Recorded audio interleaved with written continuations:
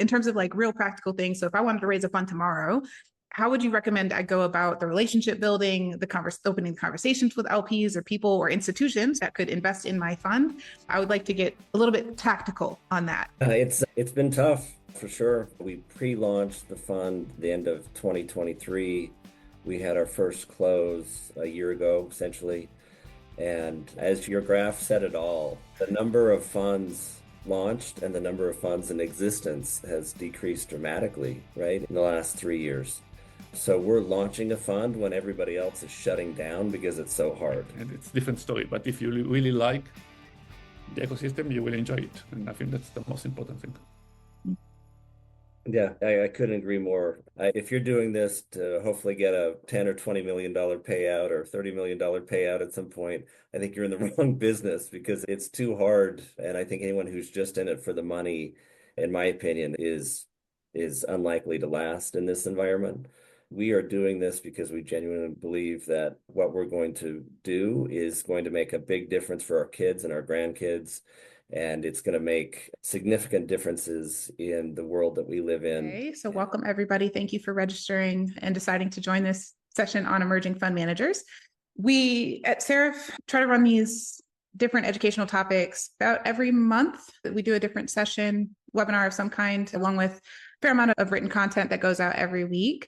This is, again, on emerging fund managers. So we're talking about people who are newly raising funds or have raised their first fund. I've got my two panelists. I'll introduce them after I go through my slides quickly, just to set the scene for what we're going to be talking about today. First, quick pitch about us. I'm Alicia. I am the CEO of Seraph, and we have two parts. So first is the software portion of what we do, and that's portfolio management and deal flow software for angel groups, venture funds, family offices. We're based in the States, but we've got customers worldwide at this point. And so that we also have the attachment to Seraph. The software company is the Seraph Compass, and that's where all of this content comes out of.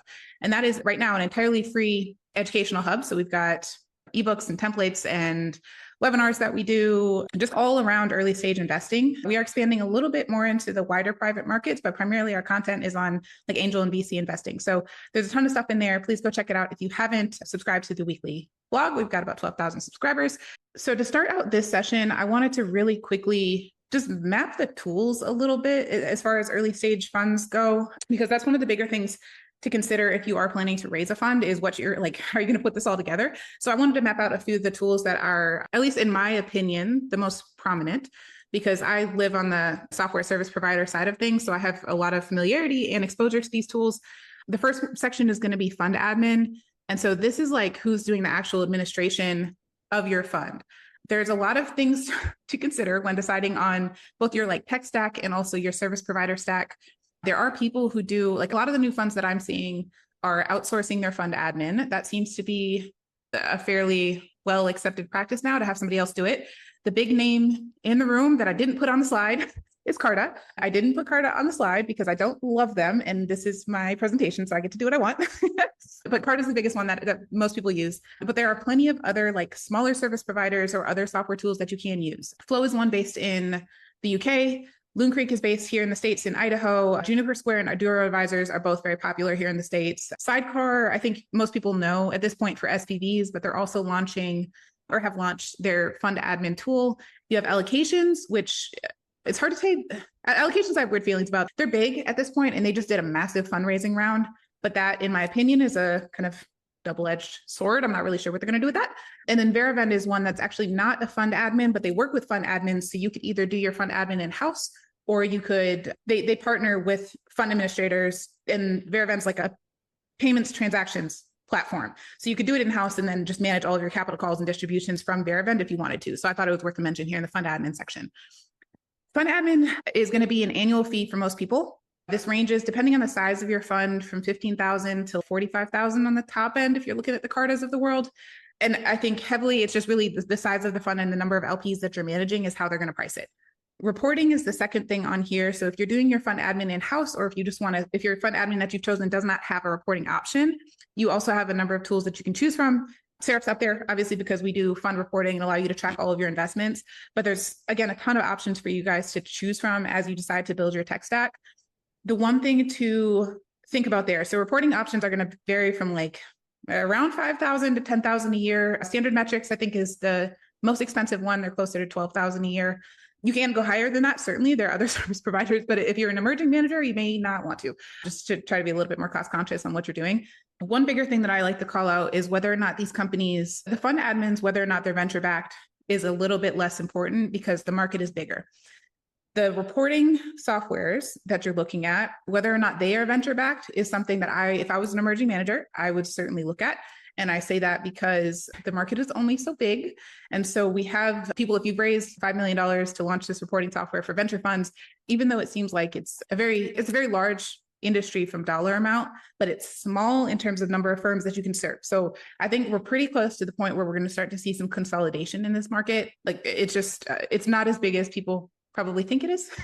And so it's just one of those things that you want to consider, like the service providers. We had a big one. Assure went out of business with great fanfare a couple of years back, and they were doing SPV administration. And then all of those went into the ether, and people had to figure out where they're moving their SPVs to. There was another one that went out of business that's in the same fashion. And so it's just something to consider as you choose your tools in your tech stack. The other two things that I dropped on here for consideration would be whether it has an LP portal. So whether you want the ability for your LPs to log in to see what you're doing in terms of investments that you're making, and then deal room capabilities. So if you're still early in your fund establishment journey, you might want something that you can set up a formal deal room. It's not, most of the softwares don't have this, but you might find a couple that do. So just something to also consider. And then the next slide, just continuing with tools a little bit. Deal flow is pretty much the next biggest function that you may want to consider solving for. I would say the vast majority of the VCs and angel funds that I talk to are using Airtable. Airtable seems to be a great free solution for people to use to intake deal flow and move it through a pipeline. Airtable is not going to be integrated. They're just launching quote unquote AI features, but it's not going to be tailored to the VC markets. And it's not really, you haven't got data enrichment, which can be helpful. So I think, again, just mapping the tools for you guys. Affinity is probably the most expensive one that we've seen. And that's purpose built for VCs and CVCs and not necessarily angel groups because it's pricey. But Affinity is a big one. Harmonic is also a big one. They are venture backed. I think they went through YC, but I'm not entirely sure. I know they got venture funding, and they're doing a lot like building a database and then applying AI to that database so you can track startups before you invest in them, which I think is really cool. And then you have a couple different reporting providers. So Seraph's one of them. Etta is another one that have deal flow attachments to the core software. So you can combine the two. But these are the big ones that I've seen in the market. And then other helpful places to look for just like resources and things in terms of learning.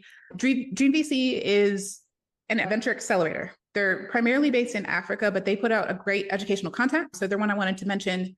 VC Stack was founded a few years ago. They got acquired by Going VC, which is it's almost like a VC platform.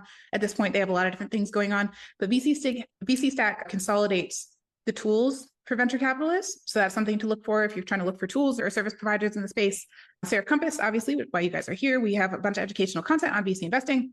And then 20VC is one that I think does really great live content. So they do a lot of interviews with founders, interviews with VCs. And I think they've also launched their own VC fund. But just in terms of like other resources and places to look, I think those are great places to start. Final slide here, and then we'll get to the core of what we're doing, is a quick state of the market. Because last week I was at the Angel Capital Association conference, and people, I think the general mood of the industry is fairly, I don't want to say pessimistic, but we'll get a perspective from our panelists. It's a harder time for venture right now, given the lack of liquidity and there's not a lot of, in terms of volume, the M&A is down, IPOs are down. A lot of the angel groups are struggling a little bit, was my sense, just in that people have deployed their capital. Now they're waiting for returns before they can deploy more capital. But this is like a 5 to 10 year endeavor on any given investment. And so it's a very long time horizon until you see return of capital. Right now, 2025, things are in a little bit of a slump. And so you can see here, new fundraising activity is in the top left. So we had certainly everybody felt the peak in 2021. That was something, venture markets were on fire. Everyone was happy. We came out of COVID and we're ready to go. And then we dipped back down, and 2024, we had the lowest number of new funds created since 2014. And so there certainly was a rise and dip. I think it's cyclical, right? It's all cyclical. We're probably in closer to the down cycle, and everything with tariffs and uncertainty is making people pull back. So we're in a little bit tougher time. And then just to consolidate that headline, I was looking in TechCrunch, and this is their headline. So startup funding hit records in Q1 of 2025, but the outlook of the 2025 as a year is still awful to summarize. And the other thing to note about this is like 50% of the total funding that was raised in Q1 went to OpenAI, right? So it says, yeah, we hit records, but it was like a $50 billion deal that they did. So it's not really reflective of what's going on in the market for everybody else.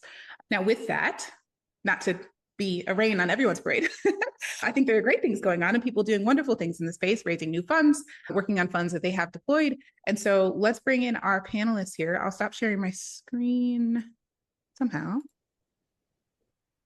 There we go. So welcome. Let's go ahead and I think we'll start with introductions and then we'll do some Q&A from me, Q&A, and then we'll open it up to questions at the end. You guys can submit questions in the Q&A at any point and we'll just get to them at the end. So just whenever you have questions, drop them in there and then we'll probably take them in order of who's submitted. But these are our wonderful panelists. So thank you again for being with us today. Paul, I think I'll have you go first because you're already not on mute, but you're with Exit Ventures. So please give us an introduction to Exit Ventures and what you guys are doing. Great. Thanks for having me on. I appreciate it. So Exit Ventures is a energy and climate Series A and Series B VC fund. We focus on creating exits.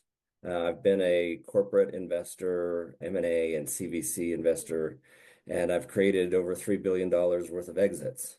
And so we bring that experience and our corporate network, corporate venture network, to venture capital. We have a network of about 140 corporate venture partners that we co-invest with, that we share a deal flow with, and we use these large corporate resources to accelerate our due diligence and accelerate the commercialization of our portfolio companies. We start with an exit in mind. We want to exit ideally within 5 years after we make the investment. That's not always going to happen, but we want to be able to see a pathway to an exit in 5 years. We're based in Salt Lake City, and like I said, we have a energy and climate focus. Amazing. Thank you. Eyal, I'll have you go next, please. Hey, and thanks for the invitation. We're really nice to be here. So we are an early stage fund. We are also first-time funders. I will talk about it later, but what we are doing is investing in LATAM. So we are based in Santiago in Chile. I'm based in Miami, but our main office is in Santiago. Mainly looking for founders, really good founders in LATAM, be able to scale the business and hopefully scale to the US. So based on our experience, I'm trying to really help and really push for it. It's different business, right? Because it's early stage. So we are agnostic in the vertical, but mainly B2B. So we have done some mostly SaaS B2B, but we also have done some marketplace and other stuff, health tech in the B2B space. Amazing. Thank you. So let's talk a little bit about your investment thesis, because you guys, Paul, you talked about yours a little bit, but I think defining your investment thesis and how you're pitching to investors, pitching to LPs and like structuring what your focus is a really important part of this. Arguably the most important part of raising a fund is defining. I don't think that the world of generalists is something that's going to really continue to be around unless you've already got 5 funds and then your 6th fund, all the previous ones have done really well. So you want to invest in whatever you want. I don't really think that's a very strong model right now. So can you guys talk to me a little bit more about how you defined your investment thesis before you decided to launch your fund? Sure. Which one do you want to go first? Oh, sorry. Go ahead. Paul, please. Okay. We're leveraging, like I said, my experience up until now. Being a corporate venture capital investor, a corporate investor, we just said, look, that's an asset. That's something that we can bring that, frankly, a lot of VCs don't have and don't have the experience with. Honestly, it took a long time. If I look at my very first deck a year and a half ago, I'm embarrassed and maybe even mortified about how off base I was compared to the refining that I've been through now. We've sharpened our pencil a lot in the last year and a half. And I think that's normal, right? Like a startup is continually refining its value proposition. And frankly, so is a fund. A fund is a startup, right? It's also the same process. I would just say to everybody listening, it's normal. And frankly, I think it's healthy to get feedback, take that feedback, continue to sharpen your pencil, continue to refine your thesis. It's a lot of listening to what the market wants and comparing that to the assets and the experience that you have. Yeah, and I agree 100% with Paul. We focus the fund as a startup. So in my case, I'm an entrepreneur as well. So I have built few startups, and my last one, I still in the board of directors, and it's a pre-Series V, so it's growing, and it's the same story that what we are investing. So it's a startup that in logistic tech, B2B, started in Chile, growing through South America, Latin America then, and now in the US, and raising money in different stages. So what we're trying to do is take all the knowledge that we as the founders and put it in the fund. And I also agree it's a process. So I also looked in my first slides, and yeah, it's embarrassed, but I think that's what we also always say as in startup, right? If you launch a product and you feel good about it, you launch it too late. So I feel it's about understanding what you want to do, and then as a startup, talking to customers, in this case is the LPs and the market, and understanding where is your advantage and what is your differentiation. In our case, it's mainly trying to understand and trying to build a fund for founders, fund of founders. And it's more common in the States and in Europe, but in Latin America, there's really few funds that are really built from founder experience. So that's what we are really trying to implement in our fund. Okay.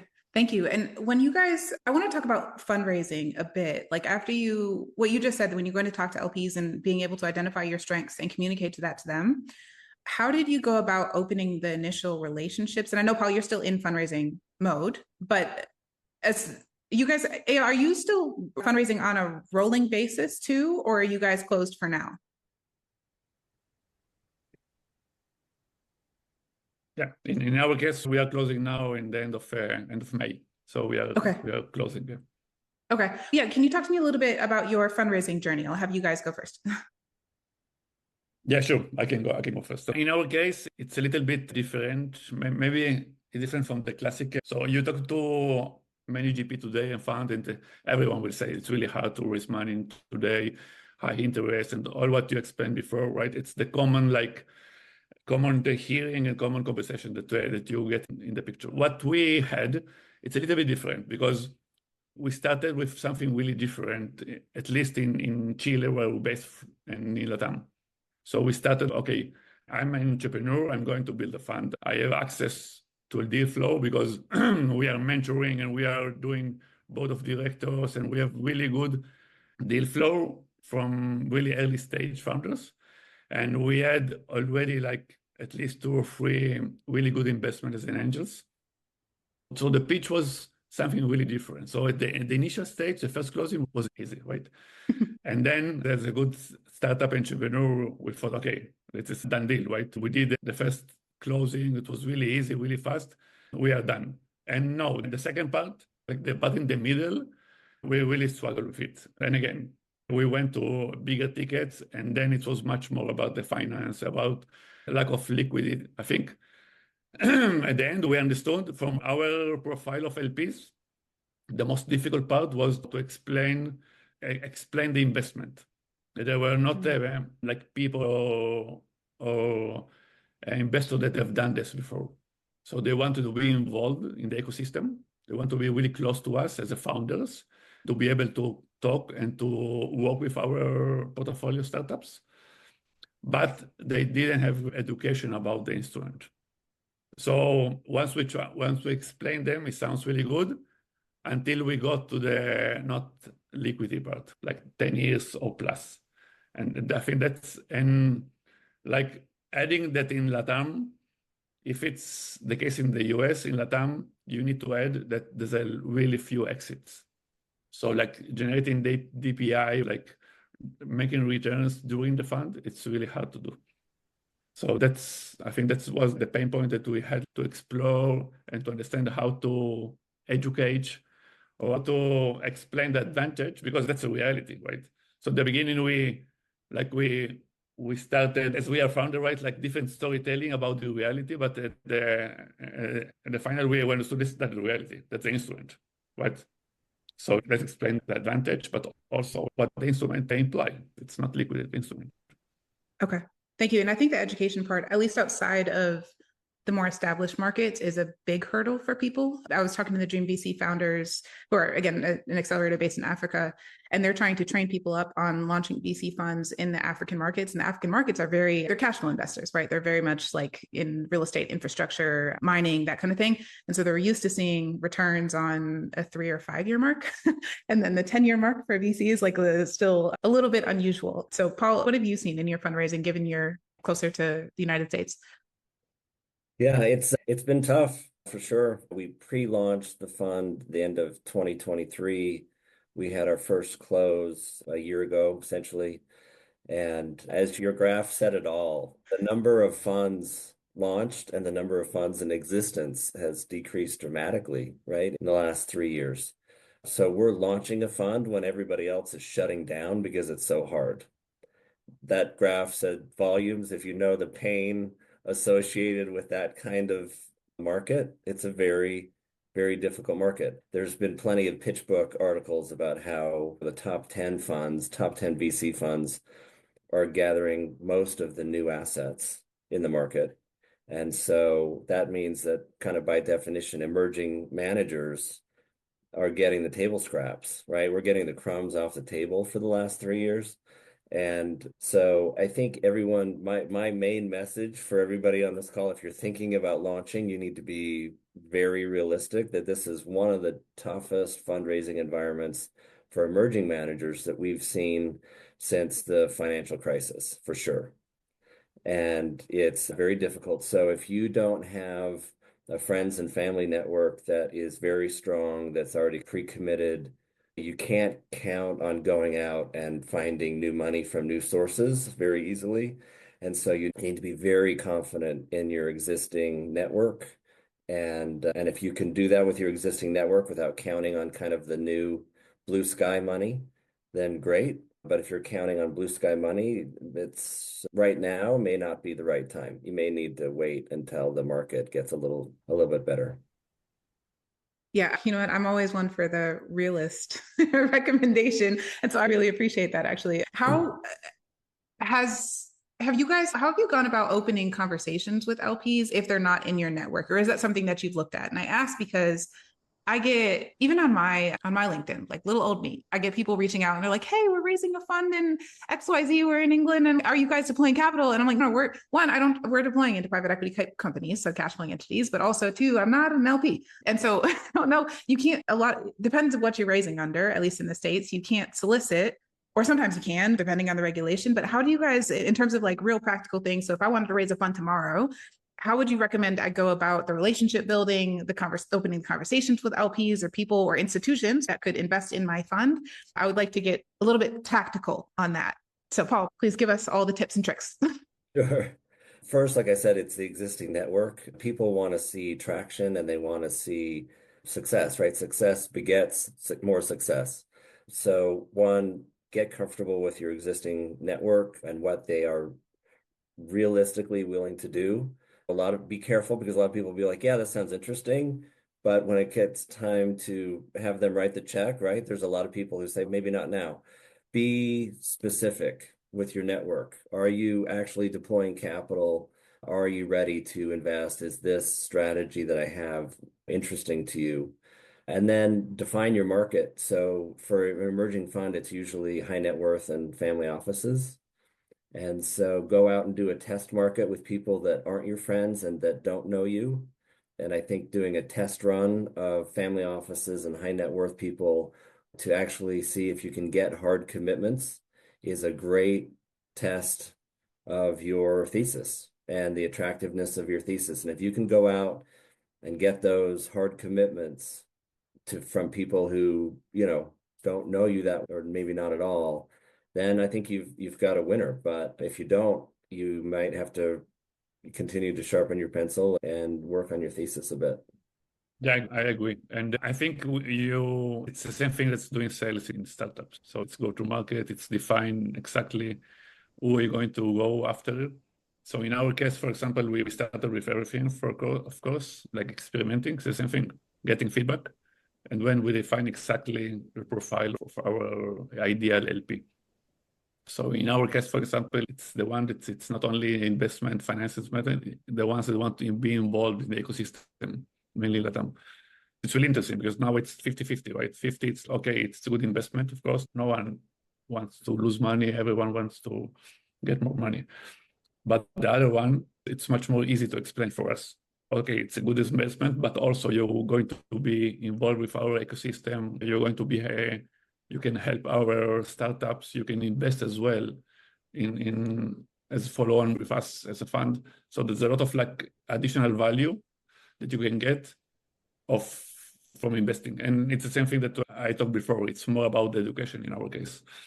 So it's more, once you get education in, so you can go after the exact profile that you have defined. And in our case, it's all about network. So it's the initial network. I call it like circles network. So it's the initial network. Some of them will invest. That's why we did the effect closing really, really easy way. But then the referrals. For us, it's all about referrals. So if the first circle refer someone, but we will say, I invested in him, it's really different because they have stake in the game. So we try to get from each one of the investors, early investors, at least 5 referrals, good referrals, and then we are amplifying the circles. And now we are in the first circle. It's tougher, right? Because it's someone that we know about. It's not in our circle, it's in our network, but it's close.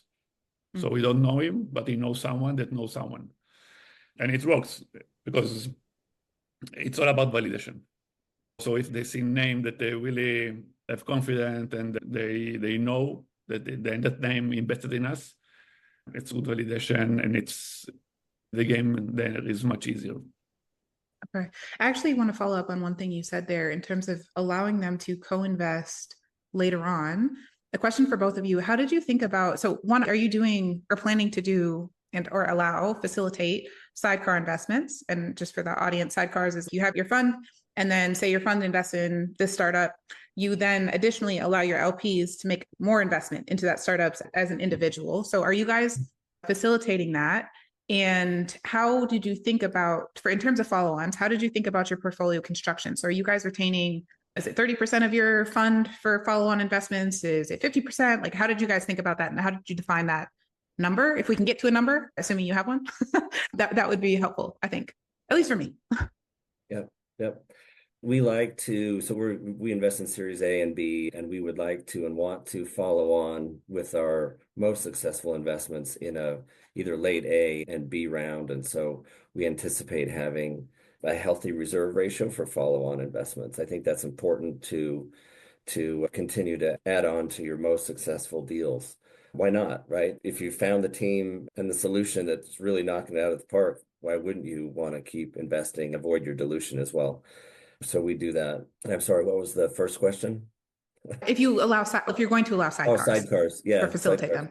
Actually, sidecars or SPVs, special purpose vehicles, as they're called, co-invest, right? It depends on what you want to call it, is a very important part of the US market, at least. A lot of people are looking for co-investment opportunities. And I get asked that all the time, is how many co-invest opportunities are you going to be generating? Because if we said not very many or none, I think the interest in our fund would go down pretty substantially. Like the investors want a fully baked, fully diligenced sidecar co-invest opportunity where you literally hand them your investment memo and the data room access, and they can go in and literally make a decision in 2 weeks and take it to their investment committee. And that kind of easy deal access where they leverage all of your due diligence and your write-ups and your deal knowledge is extremely popular right now. And I know a couple of funds that have more assets under management in co-invest than they do in the fund, which is fine, right? Like pivot to where the money is and where the market is, right? Just like our startups. And some people are pivoting to heavy co-invests and maybe a smaller fund. And that, I don't think there's anything wrong with that at all. Yeah, I agree. We, as a good first-time founder, we funded it in the conversation. So this was a common question. So what we did, we built an offer for high stake investment. So for our biggest tickets, we do offer or invest like in late stage. And what we do as a pre-seed and seed, our focus is the follow-on. So 50% of our fund is follow-on. Okay. So we are planning on to do between 22 and 25 deals and at least 6 or 8 follow-ons with half of the fund. Okay, thank you. That's really helpful because I think it's one of the things that if you don't have, I don't know, quote unquote, formal training, or you haven't gone through a program, an accelerator or something to learn the process here, it is like a mystifying a bit of structure that might be helpful for people to know. Yeah, because like complementing, like, yeah, we did a few accelerators for funds, but if you put the Excel sheet, right, in our case, and you calculate the more ROI of the fund, it doesn't work without follow-ons in early stages. So you need, in my opinion, you really need to, and I have seen 50% of the fund of follow-on, I've seen more 60 or more. It's crazy, but that's the reality. Okay, interesting. We are maybe 5 minutes from Q&A. So I'm going to ask one, maybe 2 more questions to you guys, and then we can do Q&A in the chat, or I'll ask more questions because I have more, but I think we'll skip to ones that I really want to ask. If you had to start over from square zero, what would you do differently in terms of launching your fund now that you guys in both of your cases have a look back, right? You have a look back for what worked, what didn't work. What would you do differently? And we'll start with Paul. Yeah, I think one thing I would do is be a little bit more realistic about the tough market that I was in terms of portfolio construction. I would probably have a different portfolio construction now than I did. We assumed that we'd have slow but steady and fairly continuous fundraising, and we had a dry patch there for a while, but we had made early investments where I think we were assuming the fund was going to be a little bit bigger than it was in the next 6 to 9 months. I would, in this environment, I would say make a bunch of small investments. People want to see 3, 4, 5 investments on the board, and so that you can talk about your decision-making process for multiple investments. And so I guess my advice would be is to start small, even smaller than you might think otherwise in this environment, and get wins on the board. Get 3, 4, 5 investments that you can really be a fan about and show people the process for each one rather than doing 1 or 2 chunky ones. That's fine, but it doesn't allow you to have as much of an in-depth conversation about your due diligence and selection process if you've only got 1 or 2 instead of 4 or 5. So heavier on the narrative building. Yeah, put more investments on the board early. Okay. Yeah. Yeah, and I will start having conversation with like potential LP or investors even before having a fund, to understand them, to understand what they're thinking about, and to build a network. So in our case, we have a really strong network in startup ecosystem of entrepreneurs.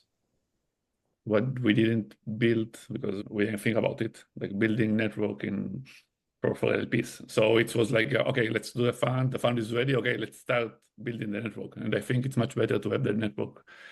In our case, we didn't have it. And the other one is to be really realistic about the timings, right? So we same as Paul, so we planned for X month and we did 2X, 3X. And it's not only the fund, it's a life decision. There's a lot of involved based on the timing of the fund, at least in our case, that we are like all in changing careers, right? It's not okay, let's do another fund. It's a really changing career. This kind of timing and decision, it's really hard to manage if you're not realistic about it. Yeah, and funny enough that I did an interview of your partner, Christian, for the Seraph Compass, and he said something very similar in that if you should plan for at least a 2-year fundraising timeline, especially now. And if you're planning to do this to get rich, you maybe should reconsider your life path, because VC funds and investing in startups is something that was and is to a certain extent a little bit glamorized. And in practice, it is not that way. I'm sure, yeah, you guys have experience. It's not necessarily as glamorous. It's fun. I think it is fun, like going to conferences and talking to people and seeing like the next generation of ideas and businesses come to fruition. But I think that there should be a level set on expectations of timing, lifestyle, and what you're actually getting in for if you're going to raise a fund. So thank you guys for your perspectives. We'll roll into Q&A now. I've got one. And the first question here, so what are the typical minimum LP commitments for new funds? And is there an optimal minimum, maximum LP count? So in terms of number of LPs and in terms of the check size. So I guess from your guys' perspective, do you have a minimum or have you seen typical minimums? What are your thoughts on that? Go ahead, Eyal. Yeah, and we have minimum. I'm not sure what are the typical minimums, right? I think it depends on the size funds, of course, and the LPs. What we are doing is that we are not going now to a family office. We're going like to people, right? So we need to think about the check size. So in our case, it's 100K as a minimum. That's what we have, but I'm not sure what are the minimum, the common minimum. I think Paul can get more information. Yeah, no, I think that's common, 100K. We can make exceptions and go lower for people who are contributing to the fund in other ways, expertise and deal flow or more advisory work in certain areas where they have industry expertise. But I think 100K is typical. You don't want to go too small because, as you said, Alicia, the fund administration aspect is pretty heavy over 10 years. And if you had a whole bunch of $10,000 checks, the fund administration is going to eat you alive. So you don't want to go too small. It's tempting to be like, oh, I'll just take 25K checks now and get more later. But there's a real cost of administering those accounts. So I definitely wouldn't do that. Most people say you don't want to have most of your money from 2 or 3 investors because then they feel like they control the fund. It's beggars can't be choosers in this market. So if you've got a really big investor, then I would say take it. But ideally, if you paint a magic wand, you would have a whole bunch of several $100,000 to several $1 million. It depends on your fund size. But if I had to pick, I'd say 15, 20 investors, a few bigger ones, a few smaller ones that get me to my target fund size. 50 investors is a lot, right? There's a lot of people have 50 investors. That's a lot of people to manage, a lot of administration, a lot of reporting. If you have to do that to get there, then, it is what it is. But I prefer not to have 3 or 4 or 5 because then they have a lot of control and influence maybe in some cases. But if it was me, I'd say 20 would be perfect. Yeah. How are you guys, what do you, not necessarily tools, but like, how are you guys managing the LP relationships post-investment? And I ask because recently, so Collide Capital is a new venture fund here, and I was talking to their managing partner, and almost all of April and March was taken up with like roadshow to try to close the rest of their fund. And it's all in person, all coffee meetings at this point. And I think there was like a little bit of Zoom virtual is okay after COVID. And now are we back to the in-person management of relationships? I think it's always better in person, but realistically, I don't do it all in person. I can't. We have a lot of preliminary Zoom meetings, and then if that goes well, then I try but again, I can't fly all over the country or North America for a second or third meeting.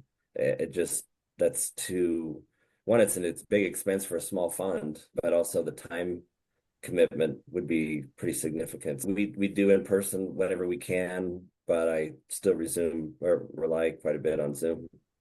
Okay. Yeah. And I know you're based in Miami and Christian's in Chile. So are you guys handling in person for your region? Salt Lake. No, I was talking to Eyal. Yeah. We try to do Santiago and Miami, Chile. It's not small, but it's really concentrated. So we try to do in person. So it's much better. We all agree it's much better. But I agree 100% that it's impossible to do. And we have investors from Europe and from all over the States. So if they are in not even East Coast, if they're in Miami, we are going to do it in person. Miami and Santiago. And if not, we are going to do at least the first meetings in Meet or Zoom. Okay. Thank you. Next question here from Miss Julie. Thank you very much. I think, Paul, this one is for you, related to maybe both of you. So what are you seeing regarding interest in climate-related VC investment opportunities? Is federal negativity on climate lessening appetite and interest or not? And for both of you, what is the most exciting opportunities that you are seeing? Okay. Climate it's hard when the president is bashing part of the climate and saying he's going to revoke everything. That makes it a little bit more difficult. We focus a lot on energy, and the administration's big on energy and kind of negative on everything else. It's been a headwind, honestly, ever since the election, because we get people saying, oh, I guess that's not going to be successful, or it's not going to be very interesting anymore. But we focus on B2B, right? We don't focus on B2G. We don't focus on companies that are reliant on government grants and subsidies. And I have that conversation with people, but it still is a headwind that I have to fight rather than tailwind. That said, I think the market for climate and energy is over $5 trillion a year, which is larger than the GDP of Japan. It's a massive market, but you have PR headwinds coming from the administration for sure. In terms of exciting things for us, we really like the energy space. We really like the single-use plastic replacement space. There's very big customer demand. Both are growing probably 10%, 20% a year in certain areas. And when you have very strong organic growth like that in a marketplace, it creates all kinds of opportunities, especially when you invest in technology, disruptive technology leaders. Anything in energy demand management right now, or peak management, peak shaving technology and energy, is extremely interesting to us, and plastic replacement. Amazing. What we have seen, we have few opportunity in health tech. We really like health tech. We already have Drew in our portfolio and going amazing. And the future of work, of course, that's how we started our fund. Like future of work, mainly opportunity in LATAM, like to implement AI and other tools to take leverage of the lack of technology in that space. Okay, thank you. Because you mentioned health tech, I'll drop in a quick anecdote. When I was at the conference last week, one of the biggest shakeups that I saw was that because our administration is peeling back so many of the grants that they've been giving out, the NIH here, who funds like a ton of the medical technology grants, is like all of those startups I think are under threat. Not all of them, but a lot of the presenting startups there were NIH startups. And they got to the end of their presentations and were like, yeah, we got 5 million, 3 million, 5 million in non-dilutive funding, which means from the government, and then raised an additional like 2 or 3 on the top. And if you just wipe out that grant funding, which like at this point, anything could happen, I think you're just something to be aware of. If you're looking at health tech in the United States specifically, something to think about in terms of R&D costs that goes into spinning up a medtech startup. A lot of that help, I think, is going away. So just something to note, additional color for the industry. We have, let's see, another question. Then I saw a hand, I think, but I'll do the question first and then I'll figure out the hand while we're doing the question. So Ruth says, VC is relationship driven. So while taking the lead on a deal, what measures do you put in place to coalesce your ecosystem as well as make that leap decision? Which to me is a little bit confusing as far as questions go. I think that means coalescing the round, like leading the round and building the round. I'll take it that way. Maybe it's not that way, but that's what I'll lead out on. Leading around, if some people won't lead around, some VCs are not comfortable leading around. It takes experience in the legal and some of the round dynamics in order to lead around rather than just being a follower.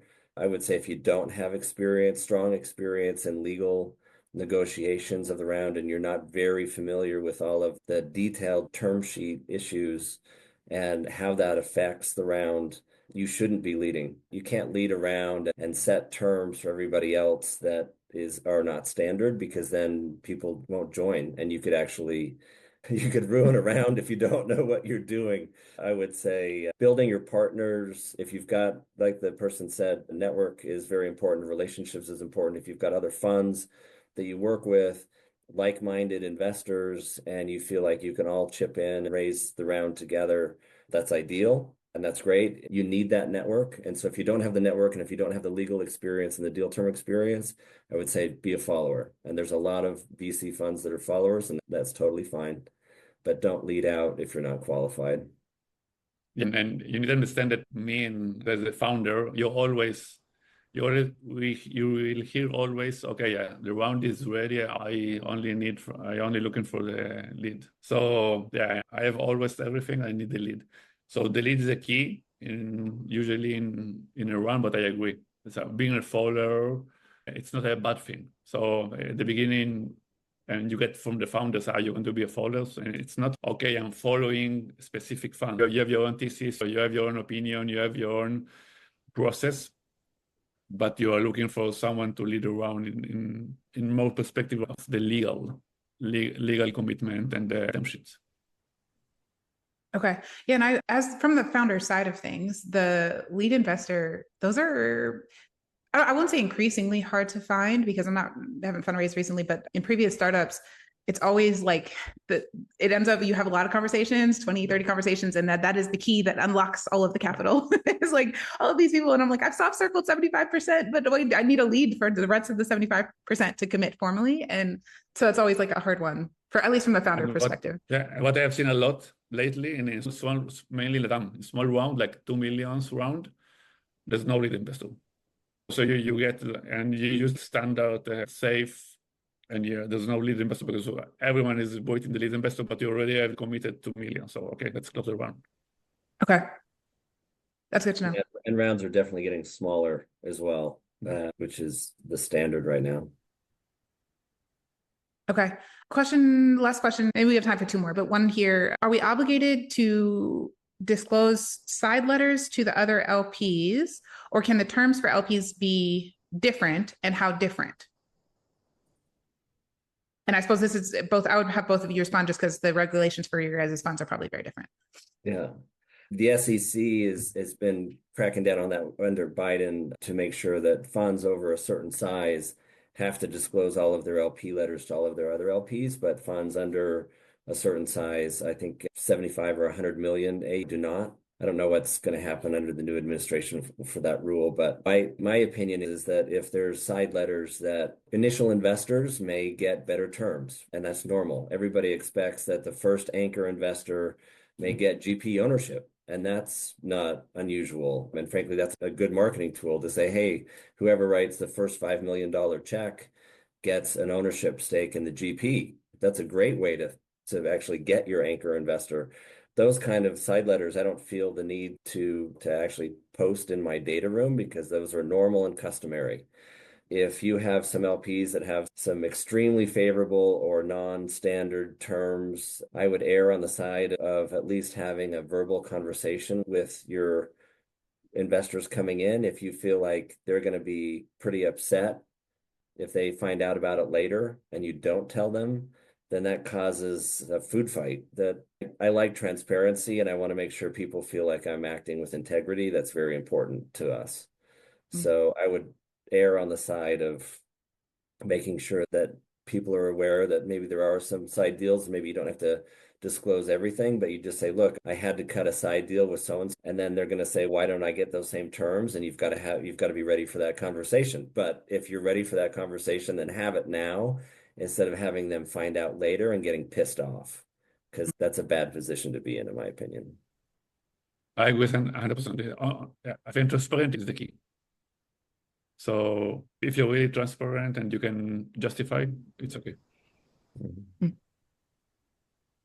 Okay, that's it for questions. Any final thoughts, I think, from the two of you, our panelists, that you want to leave the audience with from any perspective you like? So why they should invest in your fund, or what else to think about as an emerging manager? Anything else you want to leave the audience with before we close out today? Go ahead, Eyal. Go ahead. I want to leave, like, I'm not sure who is the audience, but from my perspective, I'm doing it because I'm passionate about the ecosystem and about the entrepreneurship. And once I pitch my LPs, they can feel it. So I'm not selling. I'm just telling my story. And they can tell. And usually, like, the first comment is, wow, you really like it. And they get surprised, right? Because usually, or maybe not usually, but in the business world, you don't get like that kind of passion. So what I'm trying to take the passion from my founder experience, because then you need passion, right? And obsession, and put it in the fund. And that's my experience. If you really like it, it will be easier, and it will be easier to transmit, easier to get money, and then you will enjoy it. Because yes, as you said, Alicia, is at the beginning, you imagine you will sit there, you will be a millionaire, just write checks, right? And it's a different story. But if you really like the ecosystem, you will enjoy it. And I think that's the most important thing. Yeah, I couldn't agree more. If you're doing this to hopefully get a $10 or $20 million payout or $30 million payout at some point, I think you're in the wrong business because it's too hard. And I think anyone who's just in it for the money, in my opinion, is unlikely to last in this environment. We are doing this because we genuinely believe that what we're going to do is going to make a big difference for our kids and our grandkids. And it's going to make significant differences in the world that we live in. And that's why we're doing this. I was telling my wife just yesterday that I was at a pitch competition and everybody's talking about AI software endlessly and entertainment money and gaming funds and gaming startups and consumer devices and consumer trinkets that frankly have no real value in life. And it was very frustrating because I'm like, there's a ton of money going into gaming and consumer devices and just software for the sake of software that really makes no difference to the world, doesn't make anybody's life fundamentally better, doesn't preserve our quality of life from a human perspective, right? Healthcare does, climate does, certain medical tech absolutely does. And I'm doing that for this reason, is I fundamentally believe that what we're going to do after 10 years is going to make a very big difference in the world for a lot of people. And I'd like to secure my retirement at the end of that because it's going to be a heck of a lot of work. But I'm not in this for the money. I feel compelled to do what I can to use the skills that I have to make a fundamental difference. And if you've got that passion, just like Eyal said, if you've got that passion, then you'll find joy in the journey. Not every day, but you will. It's definitely not every day in this business, but you can enjoy it, right? You can enjoy it because you feel the passion for it. And I would say if you're not feeling that passion, your investors aren't going to feel the passion either. So do what you're passionate about. Oh, thank you. Thank you both for those perspectives. So we'll close out with that. I think that was a lovely high note to end on. For the attendees that are still here, this recording is going to circulate in probably a week. So we typically edit it, post on YouTube, and then circulate that through the same registration that you signed up on. So there's nothing you need to do. I will include both of our panelists' LinkedIn there. So if you don't want to connect with them or have other thoughts or questions, feel free to, I suppose I should ask you, are they feel free to connect? Okay. They should feel free. Wonderful. Okay. So I'll send that all out. And then if anyone has anything that you want to discuss or need from me, you guys know where to find me. I'm on LinkedIn all the time. So thank you very much. Everyone have a great rest of your day and weekend, maybe starting tomorrow or Saturday. And I'll leave you guys there. Thank you. Thanks, everybody. Thank you. Bye-bye. Thanks, Alicia.